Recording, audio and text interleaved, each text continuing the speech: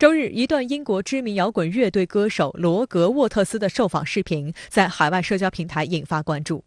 面对美国有线电视新闻网主持人迈克尔·史默克在采访中就台湾问题抛出的带有诱导性的问题，沃特斯有理有据的反驳，赢得了网友点赞。The Chinese are too busy encircling Taiwan as we speak. Okay? They're not encircling Taiwan. Taiwan is part of China. And that's been absolutely accepted by the whole of the international community since 1948. And if you don't know that, you're not reading enough. Go and read about it. Roger, if you're having a conversation about human rights, at the top of the list of offenders are the Chinese. Why is it always the Western world? At the top of your list. Why is it always the Chinese the Western didn't world? invade Iraq and kill 1 million people in 2003. In fact, as far as I can recall, hang on a minute, who have the Chinese invaded and murdered, slaughtered? Their own bollocks. Okay. That's absolute nonsense. Complete nonsense. You should go away and read, but read some proper. 外交部发言人汪文斌周一表示，美方的无理狡辩掩盖不了一个显而易见的事实，那就是改变台海现状、推动局势升级的是美国，进行无理挑衅的是美国，不负责任的也是美国。美方挑衅姿势在前，中方正当反制在后。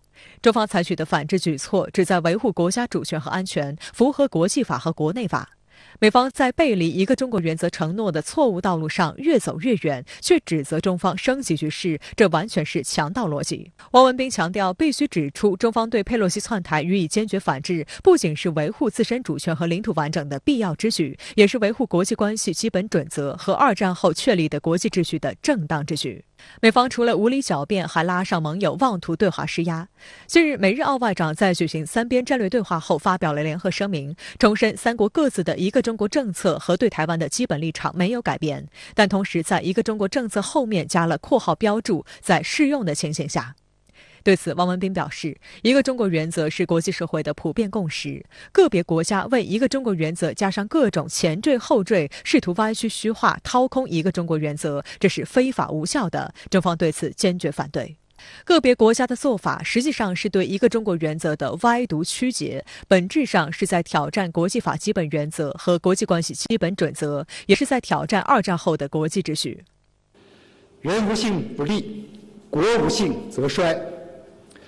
我们奉劝个别国家好好读读历史，恪守当年做出的白纸黑字的郑重承诺，深刻认识背信弃义为台独势力张目的危险性和危害性，妄图挑战一个中国原则，挑战国际法治和国际秩序，并将遭到国际社会的共同反对，是不会得逞的。汪文斌在记者会上指出，中方的正当举措得到国际社会的广泛支持，全球170多个国家已经表达了对中方维护自身主权、坚持一个中国原则立场的有力支持，同美方及其少数支持者相比，形成压倒性优势。国际规则中的一些基本原则，主权、领土完整、一个国家内政不受干涉，都是很多国家认为自身发展的基本的条件，是不能触碰的条件。所以呢，当美国向中国伸出黑手的时候，美国搅动台海局势的时候，很多国家看到的是未来自身利益会受损的这种潜在的风险。